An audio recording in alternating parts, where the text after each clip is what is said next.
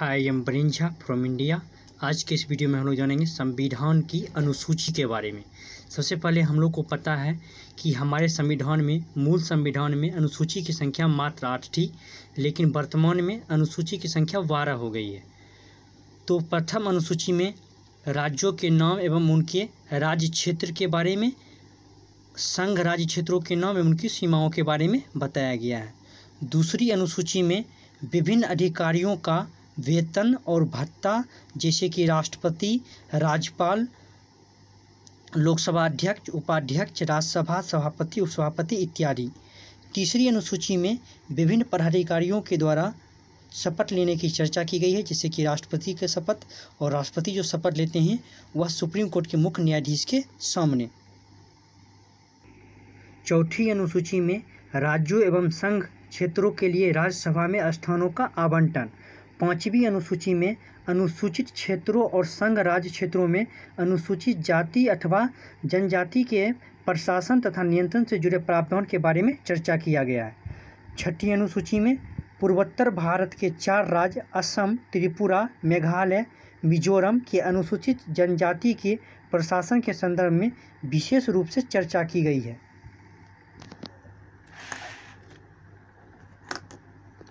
सातवीं अनुसूची में विभिन्न प्रकार की सूची का वर्णन किया गया है, जिसमें पहला है संघ सूची, जिसमें मूल संविधान में 97 विषय थी, वर्तमान में 100 हो गई है, और संघ सूची के बारे में विषय में कानून बनाने का अधिकार केवल केंद्र सरकार को है।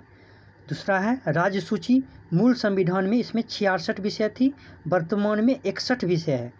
ध्यान देने योग्य बातें ये हैं कि 42वें संविधान संशोधन 1976 के द्वारा राज्य सूची से 5 विषय को निकालकर संबंधित सूची में डाल दिया गया, जिससे इसमें वर्तमान में 61 विषय हो गए हैं।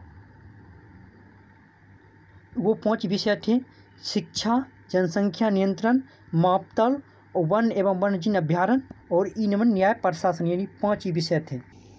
राज्य सूची में लिखे गए विषय पर कानून बनाने का अधिकार सिर्फ राज्य सरकार को है। तीसरा है संवर्ती सूची, जिसमें मूल संविधान में 47 विषय थी, वर्तमान में 52 हो गया है।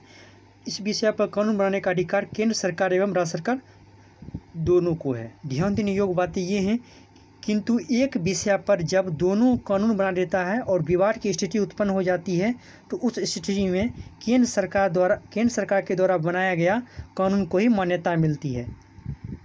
इन तीनों सूची के अतिरिक्त हमारे संविधान में अवशिष्ट सूची की चर्चा किया गया है, जिसमें मूल संविधान में भी पता नहीं चला कि कितना विषय था और वर्तमान में भी यह अज्ञात हैं।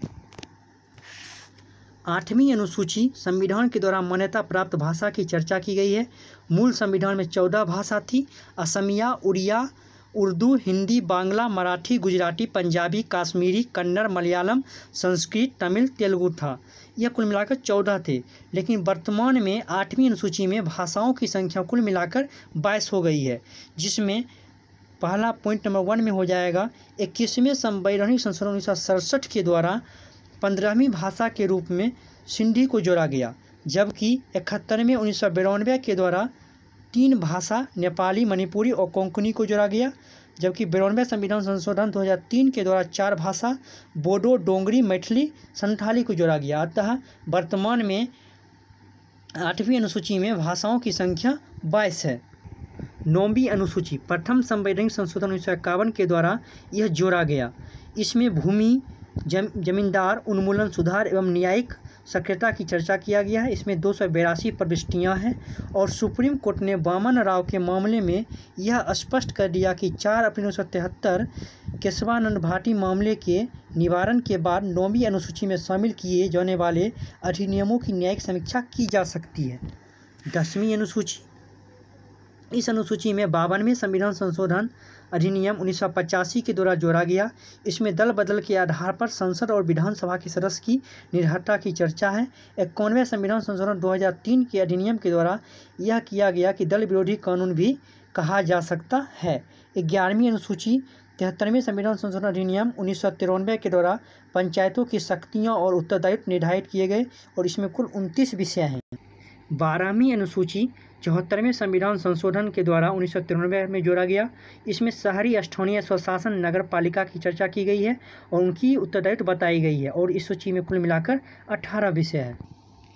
यह अनुसूची की पात्रता इसमें और सबसे इम्पोर्टेंट बात है कि पूछा जाता है अक्सर एग्जाम में कि वर्तमान में अनुसूची की संख्या कितनी है, तो 12 है और हम मूल संविधान में 8 थी।